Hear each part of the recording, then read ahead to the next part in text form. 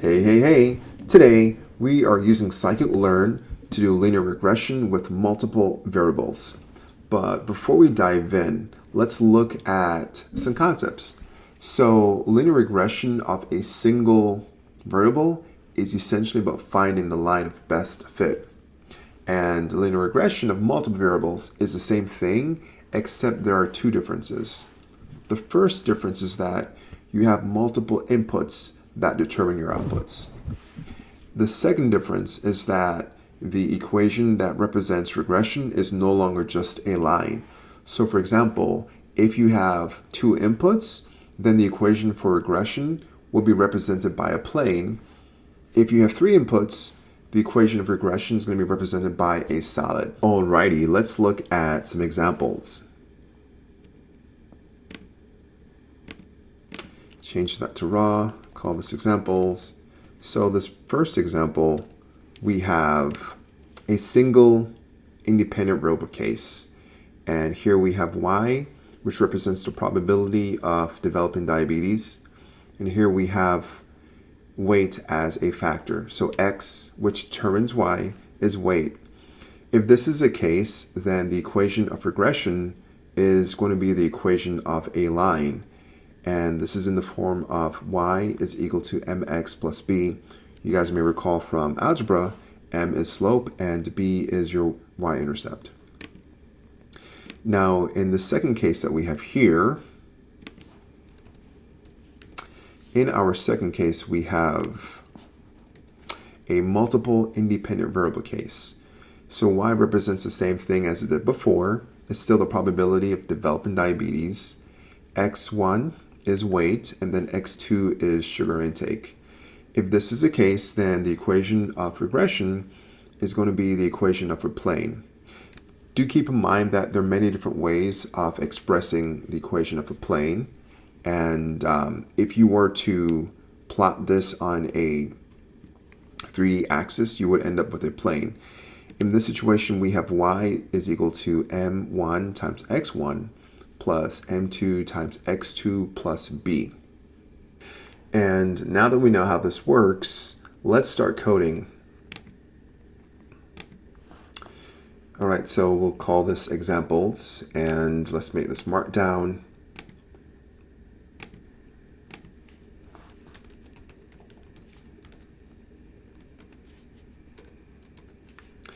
And below this, we will load libraries that we need. So load libs. So I first like to start off by loading anything that I anticipate I'll need. And I will probably need, or definitely need, NumPy. So we'll take a look at that. So I'll do import NumPy as MP. I'll import pandas as well. Import pandas as PD. And I'll need matplotlib because I do want to plot the results. So import matplotlib .py plot as plt. And also I do need to do my regression. So I'll need linear regression from Scikit Learn. So from sklearn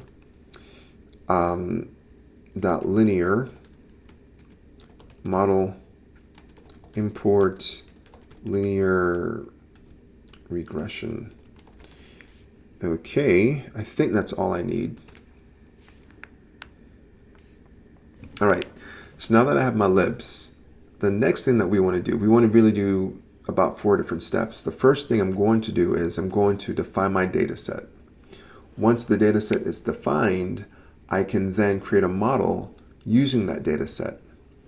Once a model has been defined, then I can create another data set that will be used to create a shape which represents that regression.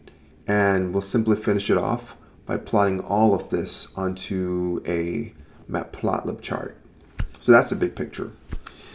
So let's see, the data set that I have, let's say define data set. So x1 is going to be equal to np.array. And for this we have 0, 5, 15, 25, 35, 45, 55, and 60. And then for x2 we have np.array, and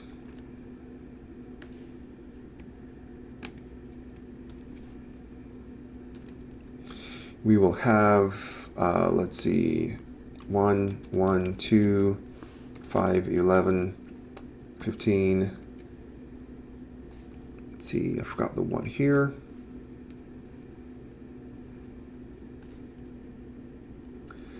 Um, 24 and 35. All right, let me look at this and make sure. So you might be wondering, where are these numbers coming from? So these numbers were arbitrarily selected. You can select whatever numbers you want to. I chose these because I have used these in examples in the past, and I just like to play with these particular numbers. But again, you can choose whatever numbers you want. The whole idea is that you have numbers to play with, right? I'm just making sure that these numbers match what I have. So 0, 5, 15. Okay, that looks good. And 1, 2, 5. Okay. So I'm going to remove this one. This one should not be here. Okay, 11. All right. And then for the output, or y, we have np array. And we have 4, 5, 20, 14, 32, 22, and let's see, 38, 43. Okay, good. So we define the data set. Scroll down, get some more space here, and once we have that, before we can take our x1 and x2 and then get our model, we have to actually combine this as one. What happens is Scikit Learn requires for you to have one list that represents all your x's, and we're going to do that. So let's combine that. We'll do create single x array for all x's, and we are using this command called np-stack. So np-stack, and let's see, we're going to be doing, we'll do x1 and x2. Now you might be wondering, what does this do?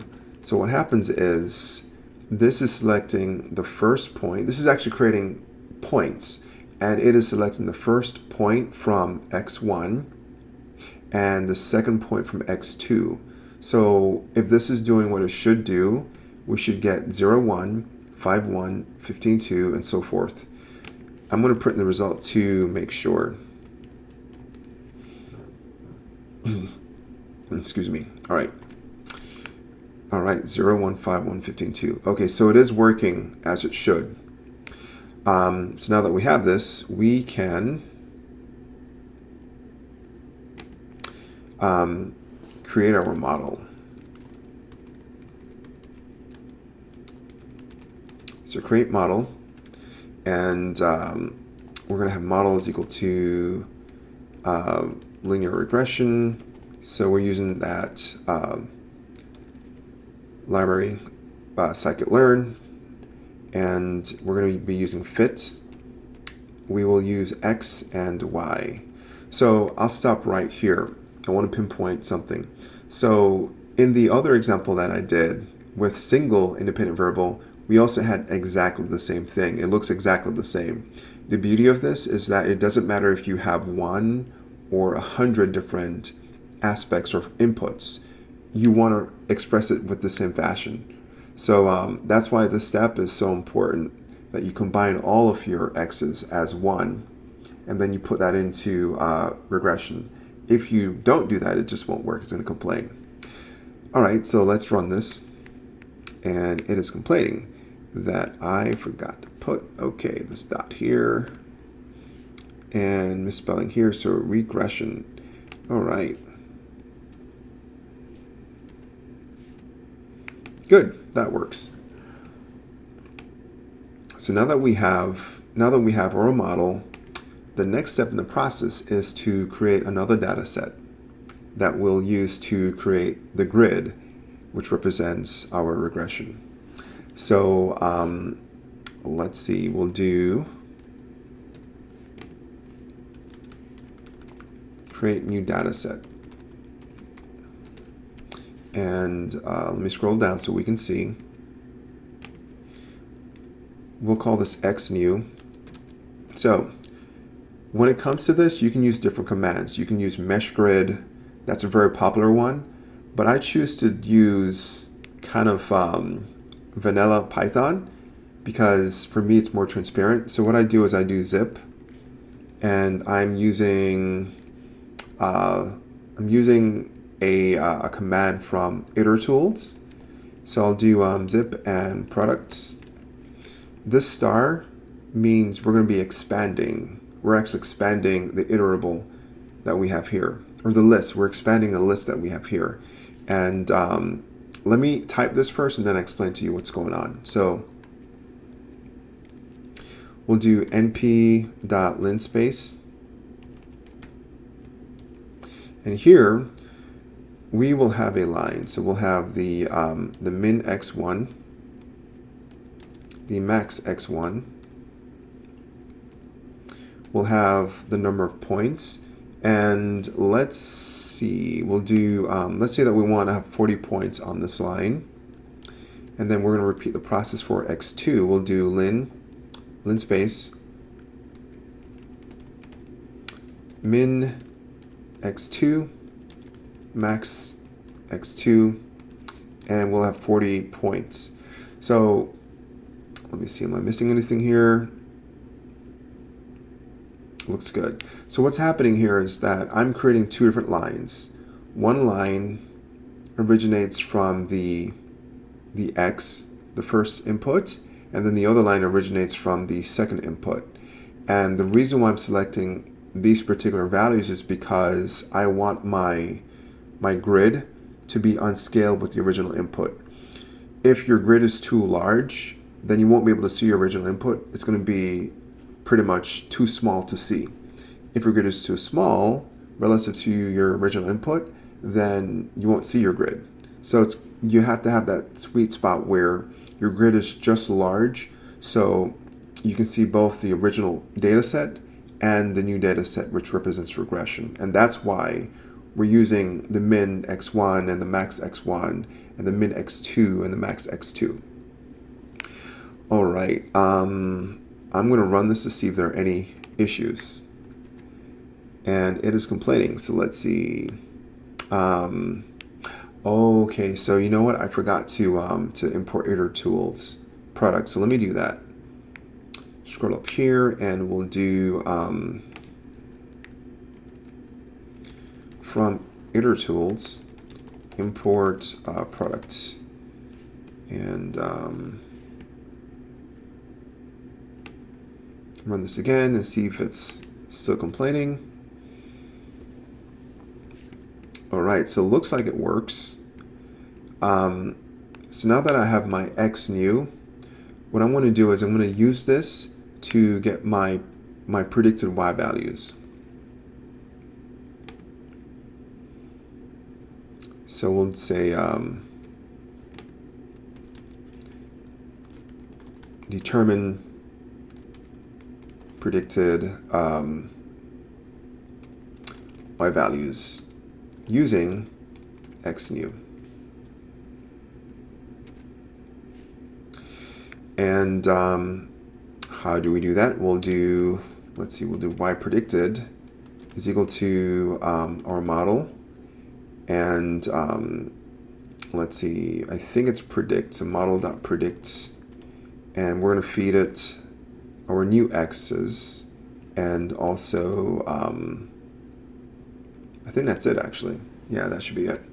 Let me scroll down.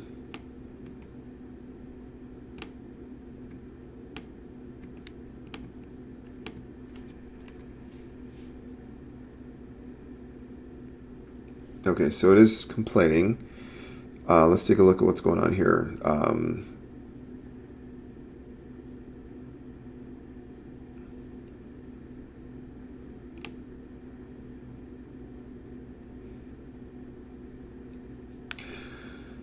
Okay, so it's complaining about the shape of the data that I have.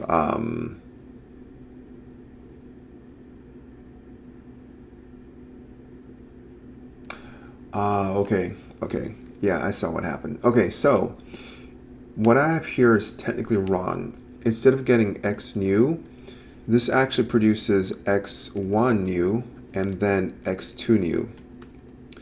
So it's producing the individual vectors. And just like how we did before, we're going to combine that using the stack. So we'll do x new is equal to np.stack, and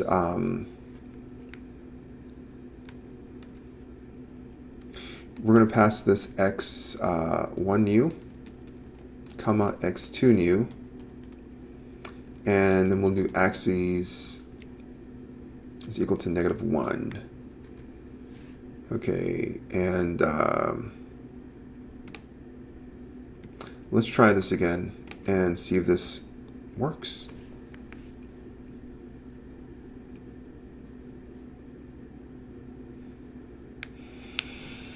Okay, so it did not complain. That's a good sign. All right, so now that I have my predicted y values, the next step is to plot all of this on a plot. So let's do that. We will say here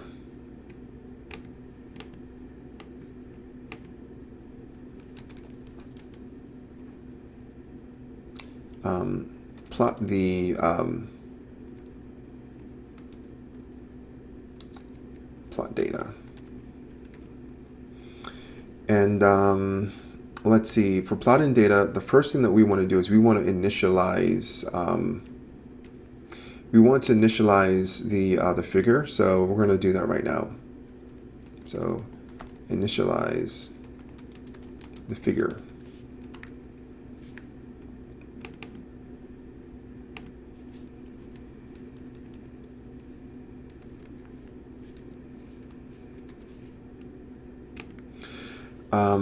So we'll say the figure is equal to plt.figure, and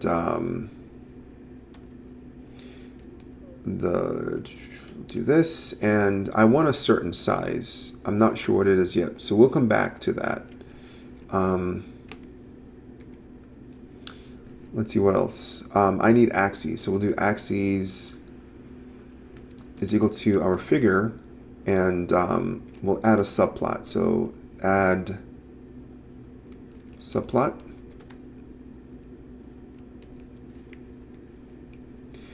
And I want to do a 3D projection. So I'm going to do projection is equal to 3D.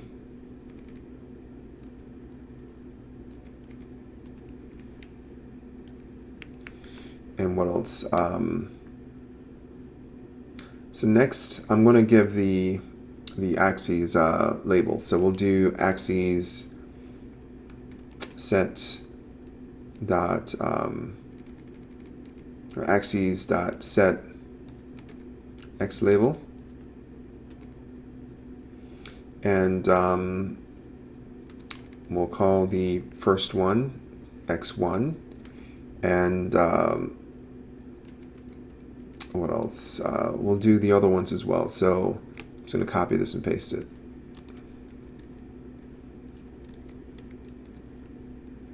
So we'll have x1, x2, and then actually not x3, but y. So y is going to be the equivalent to like the z. And here we'll do the y label and then also the z label. So what's happening here, I know that we see x, y, z on the left side here, and then here we have x1, x2, and y. So don't get this y and this y confused. These are really different. It's kind of like a different format that they have here. So now that we have this, we want to actually plot the original information. So let's plot the original data set. So we'll do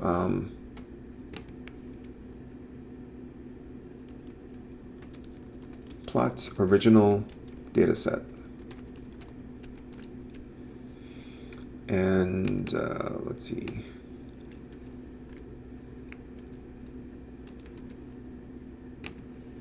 We will do a scatter plot. So we'll do axes dot scatter,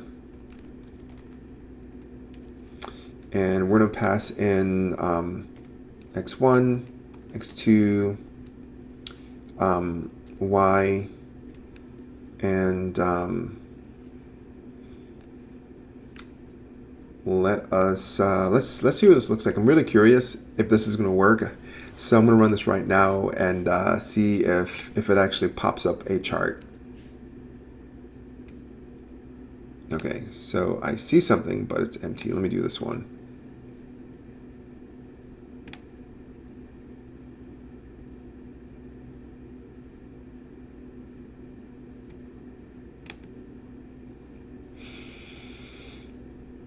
Okay.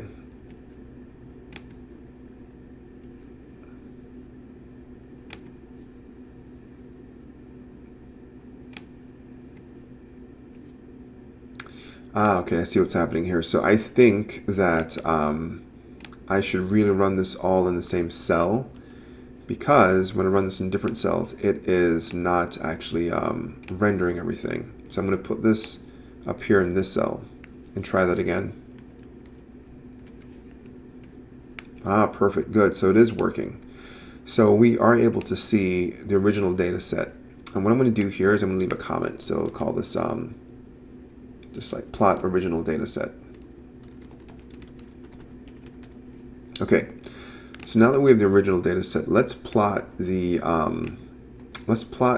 regression plane, and I'll do plot predicted data set. And we will do axis dot. So I will also do a scatter plot, and I'll do x1 new, x2 new, and then y predicted. And let's see what we get. Okay, perfect. So here we have the plane in orange, and we also have the points. It's kind of hard to see. So what I'm going to do is I'm going to make this a little bit more clean, and I think this should be larger. So let me go back to the figure, and I'll make this into I'm going to change the size, so figure size.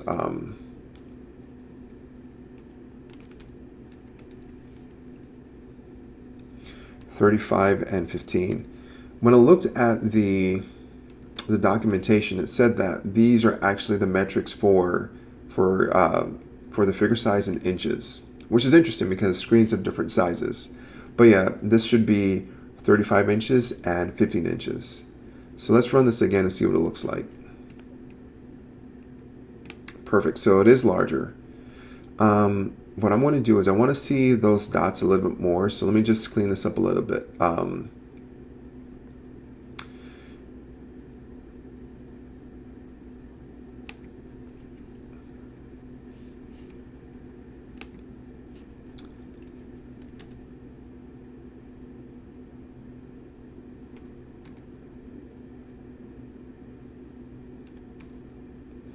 Size is equal to 100, and let's make the color equal to red. So what I want is the original data set to stand out. The reason why is because yes, I can see the regression plane, but it looks like it's actually in front of the original data set. So I'm going to clean that up, and what else? We can also add some labels to this as well. So we'll say that this label is going to be original, and this label here will be the projected, or not projected, excuse me, the predicted.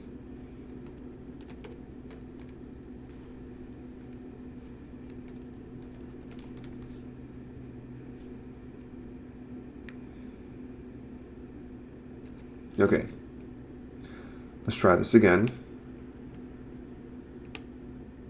All right, perfect. Yes. So I think this is much better because you can see the various parts a little bit better. So here, the original points you can see in red, and then the regression plane we see in blue. So what's important about this is that this plane represents the plane that is closest or the plane that minimizes the distances from every single one of these points, right? And another takeaway from this is that if you're dealing with two dimensionals, for your regression, you're going to end up with a plane. So keep that in mind. And what's interesting is that as the dimensionality increases, so as you have more and more input variables, graphing really kind of loses its meaning. Yes, you can do different kinds of visualizations, but doing a straight up graph kind of is hard to visualize because you will end up with shapes that are greater than 3 dimensions, right? So that's something that you want to keep in mind. All right, so as a recap, we first started off by creating a data set. Then with that data set, we used it to create our model. With that model, we used that to create predicted y values with another data set. Once we had that other data set, we plotted both of those on a graph, and voila, this is what we have.